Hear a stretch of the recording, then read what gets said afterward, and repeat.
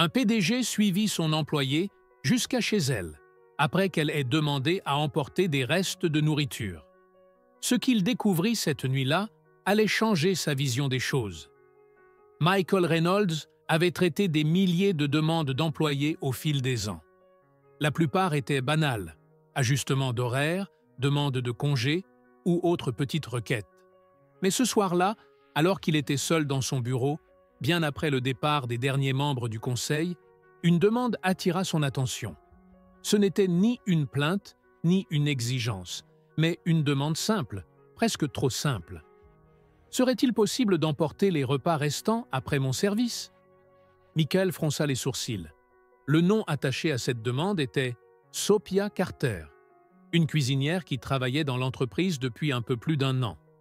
Pas de signalement, aucune absence, toujours à l'heure, toujours la dernière à partir.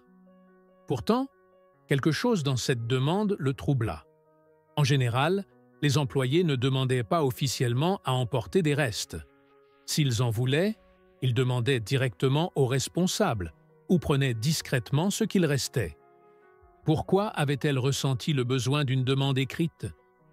Michael n'était pas du genre à se laisser emporter par des préoccupations personnelles.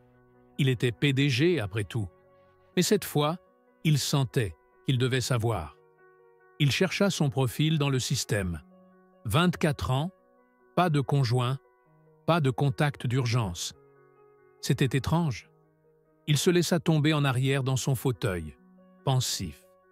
Peut-être était-elle simplement économe, ou peut-être ne voulait-elle pas dépenser de l'argent pour de la nourriture si elle pouvait l'éviter. Beaucoup d'employés avaient du mal à joindre les deux bouts, même dans une entreprise payant bien. Mais il y avait autre chose.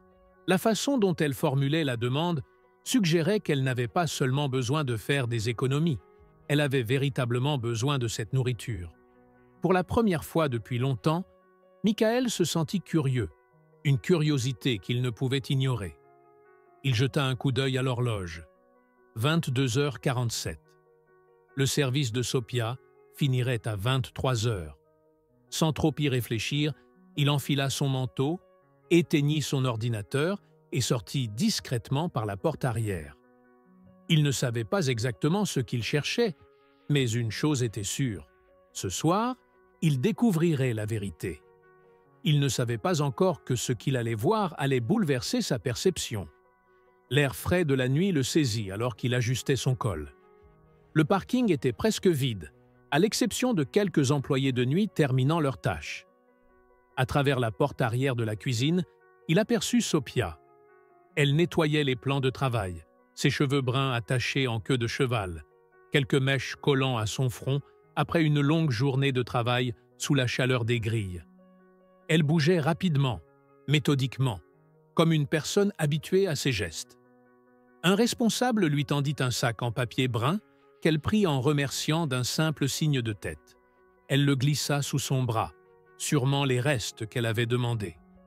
Michael la suivit du regard alors qu'elle enlevait son tablier, le pliait soigneusement et attrapait son sac à dos usé accroché à un crochet. Puis, sans hésitation, elle se dirigea vers l'arrêt de bus, au bout de la rue. Michael hésita. Il ne savait pas pourquoi il la suivait, mais quelque chose dans son esprit le poussait à agir. Il monta dans sa berline noire, attendant, observant. Sophia se tenait sous un lampadaire vacillant, les bras croisés, balançant d'un pied à l'autre. Le bus était en retard. Finalement, des phares apparurent au loin et elle monta à bord, sans même lever les yeux. Michael se tint à distance, la suivant discrètement. Le trajet en bus dura bien plus longtemps qu'il ne l'aurait cru. À chaque arrêt, il s'attendait à ce qu'elle descende, mais elle restait à bord. Les rues devenaient de plus en plus inconnues pour lui, les lampadaires plus rares, les magasins remplacés par des bâtiments abandonnés.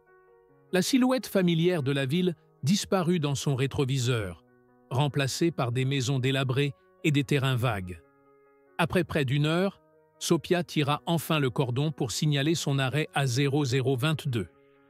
Michael se gara à une distance suffisante et la suivit discrètement. Elle marcha avec détermination, sans jamais ralentir. Ce n'était pas un quartier dangereux, mais ce n'était pas l'endroit où on voudrait se retrouver seul la nuit. Puis, elle tourna à un coin de rue et disparut derrière des voitures garées. Michael souffla, nerveux. Il s'avança, prenant soin de ne pas faire de bruit. Et là, il la vit. Ce n'était pas un appartement, mais une vieille caravane. Sophia monta les marches et entra, laissant la porte se fermer derrière elle. Une lumière faible s'alluma à l'intérieur, projetant des ombres sur les rideaux. Michael resta là, abasourdi. Ce n'était pas ce à quoi il s'attendait. Il s'était préparé à voir un petit appartement modeste, mais pas ça. Il se pencha légèrement pour mieux voir. Dans la lumière vacillante, il aperçut l'intérieur exigu, les murs jaunis, la moquette usée. Ce n'était pas un lieu de confort, juste un endroit où l'on survit.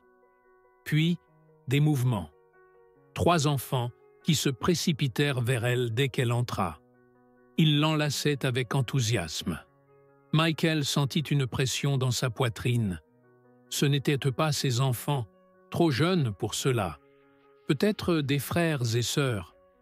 Puis, une vieille femme entra en scène, ses gestes lents, son corps frêle. Sophia l'aida doucement à s'asseoir, la traitant avec tendresse. Michael observa silencieusement. Sophia déballa les restes de nourriture en répartissant les portions. Les enfants mangèrent rapidement, comme s'ils avaient l'habitude de repas rares. La grand-mère mangea lentement, les mains tremblantes. Et Sophia, elle, resta assise sans toucher à son assiette. Elle coupait la nourriture en petits morceaux, souriait, hochait la tête quand les enfants parlaient, mais elle ne mangeait pas. Elle sacrifiant son repas pour qu'il ne manque de rien. Michael sentit un nœud se former dans sa gorge. Il était venu pour comprendre, peut-être par curiosité. Mais ce qu'il voyait, c'était bien plus que de la simple misère. C'était un sacrifice profond, et cela le déstabilisa plus qu'il ne l'aurait imaginé. Il pensa à son propre dîner, un festin coûteux qu'il n'avait même pas terminé, alors qu'elle, après 16 heures de travail, feignait de manger pour donner l'illusion de normalité à sa famille. Michael inspira lentement, son cœur lourd. Ce qu'il voyait ici, ce n'était pas qu'une employée en difficulté, mais un reflet d'un système défaillant, un système auquel il appartenait. Il ne savait pas à quoi il s'attendait en venant ici, mais une chose était claire. Il venait de découvrir une réalité qu'il ne pouvait plus ignorer. Sophia avait une histoire, bien plus complexe et plus triste qu'il ne l'aurait cru. Et cette histoire le marquerait à jamais. « Tu as mangé quelque chose au travail aujourd'hui ?» Il y eut une brève hésitation, à peine perceptible, sur son visage. Un instant d'incertitude, avant qu'elle ne tente un sourire fatigué et réponde « Oui, j'ai mangé un peu. » Le garçon la fixa un moment, visiblement dubitatif, mais il ne poursuivit pas. Il hocha lentement la tête et retourna à son assiette. Michael ressentit un malaise. Ce n'était pas simplement qu'elle avait sauté le dîner ce soir, c'était devenu une routine. Cela devait faire des semaines, voire des mois. Et pourtant, chaque matin, elle se levait, partait travailler, restait tard et rentrait avec juste ce qu'il fallait pour que sa famille ne manque de rien, même si cela signifiait se priver. Michael se laissa tomber contre le dossier de sa chaise en soufflant bruyamment. Ce n'était pas juste injuste, c'était tout simplement intolérable. Et le plus terrible, c'est qu'il ne l'avait même jamais remarqué. Dans la caravane, Sophia se leva et commença à débarrasser les assiettes vides. Les enfants, épuisés, étouffèrent quelques bâillements en s'étirant, avant de se rendre dans un coin à l'arrière. La grand-mère, plus lente, se dirigea vers ce qui ressemblait plus à un fauteuil qu'à un lit. Michael plissa les yeux. Cela ne pouvait pas être réel. La caravane était minuscule, bien trop exiguë. Pas de pièces supplémentaires, pas de chambres séparées. Il calcula rapidement dans sa tête 4 personnes, une seule pièce. Puis il remarqua le matelas fin, à peine plus épais qu'un coussin, coincé près de la cuisine. Une couverture soigneusement repliée reposait à côté. Michael avala difficilement. C'était le lit de Sophia. Pas une chambre, pas un canapé, juste un matelas posé à même le sol. Sans réfléchir, il saisit son téléphone et appela son assistant. 1 heure plus tard, la vie de Sophia allait changer à jamais.